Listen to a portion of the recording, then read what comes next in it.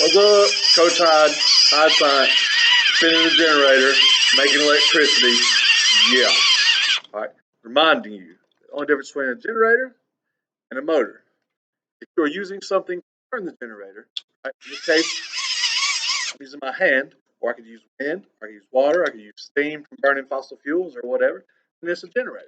But if you want an electric motor, just add power. All right. Back to action, right?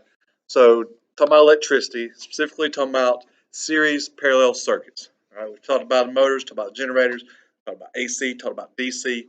Right, this is the AC power source. Right, looks like the AC graph wave. This is the DC power source. So we have series parallel circuits. So we got to get the differences down. We got to know the pros, got to know the cons, advantages, disadvantages, whatever. So that's what this is going to focus on all throughout the video. So the first thing is, how do we know the difference? Well, series, right? Just like the World Series. The World Series is a series of 7 games played one after the other, right? You don't play them all at one time, right? So in the series circuit, it's going to be one path. The electrons, or the amperage, the current, is going to flow through every single game or resistor one after the other, right? Whereas parallel circuit would be like playing the World Series, be like playing all 7 games at the exact same time, right? All of these are getting the electron at the same time. So that's the first difference, right? Being able to look at it, find the difference, right? So then, think about this. So electricity is the flow of electrons. So if we have 9 amps, remember amps is our current. Current tells us how many electrons there are. Voltage is the push, right? Pushing those electrons through. So we're going to focus on just the electrons, where they're going, right? So if we have 9 amps of electrons, these 9 amps are going to go through every single resistor. The voltage is going to push them through every single resistor. So we're going to have 9 amps of electrons go through this one, right? We're going to have 9 amps of electrons go through this one, and we're going to have 9 amps of electrons go through this one, right? Because it's in series. It's one after the other, right? But over here, a little different. This is like in scary movies, they split up when they should just stay together, right? So parallel, all these electrons are going to split up and they're going to cover more ground, right? So some are going to go through this resistor, some are going to go through this resistor, some are going to go through this one, right? It's like splitting up to fill different lines of the grocery store, splitting up to fill different lanes of the highway, however you want to look at it. Each electron does not go through each resistor. Here, each electron goes through every single one. There, it only goes through one. It's done. One and done, right? Split up. So how much goes through there? It's going to be equal, right? For the most part, based off resistors. If all these resistors are equal, we're going to get the same amperage across the resistors. So assuming they're all the same, right, we're going to get 3 amps, 3 amps, 3 amps. Oops. Right? 3 amps, 3 amps, 3 amps. So that's the first big difference is the resistance flow, right? So in order to make this work, if we wanted each light here is getting 9 amps. If we wanted each light there to get 9 amps, right? If we wanted each leg of this to get 9 amps, we would need a total of a 27 amp current. So as you see, in order to get the same result, we need more amperage in the parallel, right? Well, we need more voltage over here. Why is that? Let me show you. Let's say we had a 120 volt supply, right?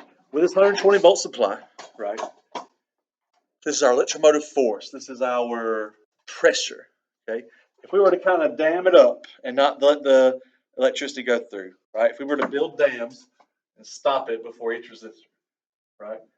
Then the pressure would distribute itself equally, right? So we would have 120 volts at each one, right? Well, over here, if we were to dam it up, the voltage couldn't spread itself out to the other resistors. It's stuck behind this one. So we have to use some of that voltage to get to the next one. And then we'd have to use some of that voltage here to get to the next one. So here we're going to have equally spread out. Right? all of them are going to get the same voltage. But on this one, right, if we want all of these to have 120 volts, we're going to need more voltage, right? We would need 360 volts to give every one of these lights 120 volts, right? So to get through the first resistor here, we're going to use 1/3 of our voltage. So we're going to use 120 volts here. To get through there, we're going to use another third of our voltage. And to get through here, we're going to need another third of our voltage. So now each one of those has 120 volts. So it's like opposites. This one needs more amps. So to give all these the same amount of amps, we need more amps. This one needs more voltage. So to give all three of these the same amount of voltage as those, we need more voltage. So it's kind of opposites. There's pros, there's cons, there's good and bad, however you want to do it. But these are the main ones. Okay.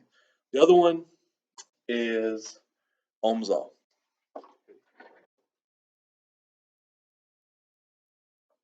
I'm not really going to work through any of these, right? Should have plenty of practice with this. You can see the other video of it, V equals IR. So you can just plug in your variables.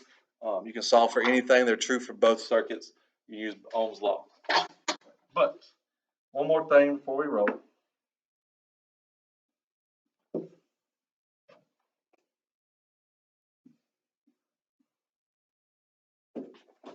If I'm trying to find the total resistance, right?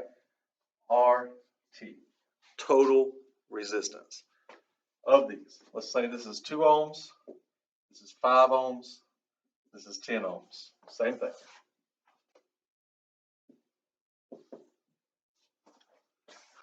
At first glance, but they're the same resistance, right? 2, 5, 10, that's 17.